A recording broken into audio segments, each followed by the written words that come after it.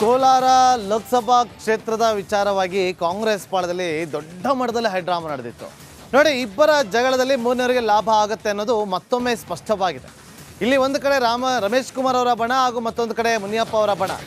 ಇಬ್ಬರ ಜಗಳದಿಂದಾಗಿ ಮೂರನೇವರಿಗೆ ಲಾಭ ಆಗಿದೆ. ಬೆಂಗಳೂರಿನ ಮಾಜಿ ಮೇಯರ್ ಆಗಿರುವಂಥ ವಿಜಯ್ ಕುಮಾರ್ ಅವರ ಪುತ್ರ ಗೌತಮ್ಗೆ ಟಿಕೆಟ್ ಹೊಲಿದಿದೆ ಕೋಲಾರ ಲೋಕಸಭಾ ಕ್ಷೇತ್ರದಿಂದ. ಮತ್ತಷ್ಟು ಮಾಹಿತಿಯನ್ನು ಕೊಡೋದಕ್ಕೆ ನಮ್ಮ ಪೊಲಿಟಿಕಲ್ ರಿಪೋರ್ಟರ್ ಸುರೇಶ್ ಲೈವ್ನಲ್ಲಿ ಜಾಯ್ನ್ ಆಗಿದ್ದಾರೆ. ಸುರೇಶ್, ಕೊನೆಗೂ ಕೂಡ ಕೋಲಾರದ ಟಿಕೆಟ್ ಘೋಷಣೆ ಆಗಿದೆ. ಕುತೂಹಲ ಇತ್ತು ಯಾರಿಗೆ ಕೊಡ್ತಾರೆ ಅಂತೇಳಿ, ಆದರೆ ಇಷ್ಟು ದೊಡ್ಡ ಮಟ್ಟದಲ್ಲಿ ಸುದ್ದಿ ಆಗುತ್ತೆ ಕೋಲಾರದ ವಿಚಾರವಾಗಿ ಅಂತ ಯಾರೂ ಅಂದುಕೊಂಡಿರಲಿಲ್ಲ. ಆದರೆ ಇಬ್ಬರ ಜಗಳ ಮೂರನೇವರಿಗೆ ಲಾಭ ಆಗಿದೆ. ಮಾಹಿತಿ ಕೊಡೋದಾದ್ರೆ ಸುರೇಶ್.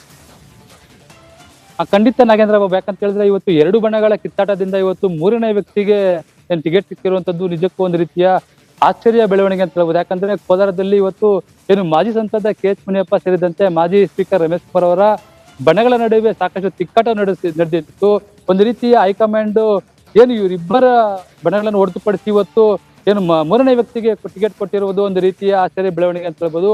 ಆದರೆ ಇದು ಎಷ್ಟರ ಮಟ್ಟಿಗೆ ಫಲಪ್ರದ ಆಗುತ್ತೆ ಅನ್ನೋದು ಸಾಕಷ್ಟು ಕಾದು ನೋಡಬೇಕಾಗಿರೋದು. ಯಾಕಂತ ಹೇಳಿದ್ರೆ 2019 ಸಹ KH ಮುನಿಯಪ್ಪ ನಿಂತಾಗ ಇಲ್ಲಿ ಮಾಜಿ ಸ್ಪೀಕರ್ ರಮೇಶ್ ಕುಮಾರ್ ಬಣ ಯಾವುದೇ ರೀತಿ ಕೆಲಸ ಮಾಡದ ಕಾರಣ KH ಮುನಿಯಪ್ಪನವರು ಸೋಲಬೇಕಾಗಿತ್ತು.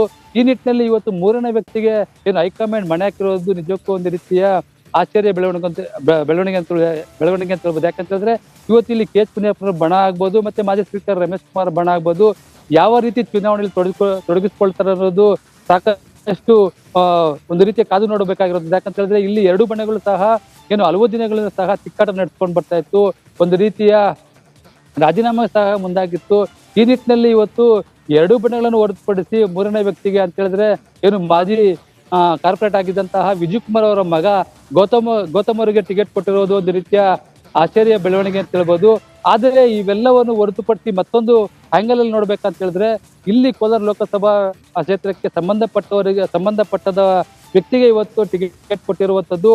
ಅದ್ರ ಜೊತೆ ಚುನಾವಣೆಗೆ ಬಾಕಿ ಉಳಿದಿರುವಂತ ಸಂದರ್ಭದಲ್ಲಿ ಮೂರನೇ ವ್ಯಕ್ತಿಗೆ ಇಲ್ಲಿ ಮಣೆ ಹಾಕಿರುವಂತದ್ದು ಒಂದು ರೀತಿಯ ಇಲ್ಲಿನ ಜನರ ಅಭಿಪ್ರಾಯ ಯಾವ ರೀತಿ ಅನ್ನೋದು ಕಾದು ನೋಡ್ಬೇಕಾಗಿರುತ್ತದೆ. ಯಾಕಂತ ಹೇಳಿದ್ರೆ ಇಲ್ಲಿ KH ಮುನಿಯಪ್ಪನವರು ತಮ್ಮದೇ ಆದಂತಹ ಚಾಪನ್ನು ಮೂಡ್ತಿರುವಂತದ್ದು. ಅಂದ್ರೆ ಕಳೆದ 7 ಬಾರಿ ಇಲ್ಲಿ ಗೆದ್ದಿರುವಂತಹ KH ಮುನಿಯಪ್ಪನವರ ಬಿಟ್ಟು ಇವತ್ತು ಅಂದ್ರೆ ಅವರಿಗೆ ಬಿಟ್ಟು ಅವ್ರ ಅಳಿಯನ್ಗೆ ಟಿಕೆಟ್ ಕೇಳಲಾಗಿತ್ತು. ಆದ್ರೆ ಅವರನ್ನು ಬಿಟ್ಟು ಇವತ್ತು ಬೇರೆಯವರಿಗೆ ಟಿಕೆಟ್ ಕೊಟ್ಟಿರುವುದು ಒಂದು ರೀತಿಯ ಹೈಕಮಾಂಡ್ ಬೇರೆ ಅವನಿಗೆ ಮಣೆ ಹಾಕಿರುವಂತದ್ದು. KH ಮುನಿಯಪ್ಪನವರು ಯಾವ ರೀತಿ ಇಲ್ಲಿ ಕೆಲಸ ಮಾಡ್ತಾರೆ ಅನ್ನೋದು ಪ್ರಮುಖವಾಗಿ ಕೇಳಿ ಬರ್ತಿರುವಂತದ್ದು.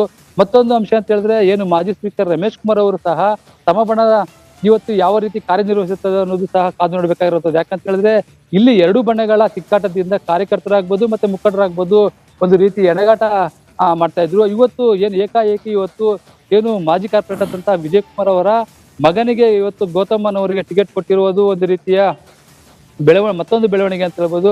ಆದ್ರೆ ಇವತ್ತು ಇಲ್ಲಿ 8 ಕ್ಷೇತ್ರಗಳಿದ್ದಾವೆ. ಈ 8 ಕ್ಷೇತ್ರಗಳಲ್ಲಿ ಯಾವ ರೀತಿ ಇವತ್ತು ಕೆಲಸ ಮಾಡಕ್ಕಾಗುತ್ತೆ ಮತ್ತೆ ಯಾವ ರೀತಿ ಓಡಾಡಕ್ಕಾಗುತ್ತೆ ಅನ್ನೋದು ಒಂದು ರೀತಿಯ ಆಶ್ಚರ್ಯ ಅಂತ ಹೇಳಿದ್ರೆ. ಯಾಕಂತ ಹೇಳಿದ್ರೆ ಇಲ್ಲಿ ಸುಮಾರು 17 ಲಕ್ಷ ಮತದಾರ ಇರುವಂತದ್ದು. ಅದರಲ್ಲೂ ಸಹ KH ಮುನಿಯಪ್ಪನವರು ತಮ್ಮದೇ ಆದಂತಹ ಇಲ್ಲಿ ಸಮುದಾಯವನ್ನು ಮತ್ತೆ ಮುಖಂಡರನ್ನು ಬೆಳೆಸ್ಕೊಂಡು ಬಂದಿದ್ದಾರೆ. ಇವತ್ತು ಅವರು ಈ ಸಂಪೂರ್ಣವಾಗಿ ಈ ಎಲೆಕ್ಷನ್ ಅಲ್ಲಿ ತೊಡಸ್ಕೊಳ್ತಾರ ಅಥವಾ ರಮೇಶ್ ಕುಮಾರ್ ಬಣ ಇವತ್ತು ಈ ಮುಂದಾಳತ್ವವನ್ನು ವಹಿಸ್ಕೊಳ್ತಾರೆ ಅನ್ನೋದು ಕಾದು ನೋಡಬೇಕಾಗಿರುವಂತದ್ದು Nagendra Babu. Okay, thank you Suresh ನಿಮ್ಮೆಲ್ಲ ಮಾಹಿತಿಗಾಗಿ.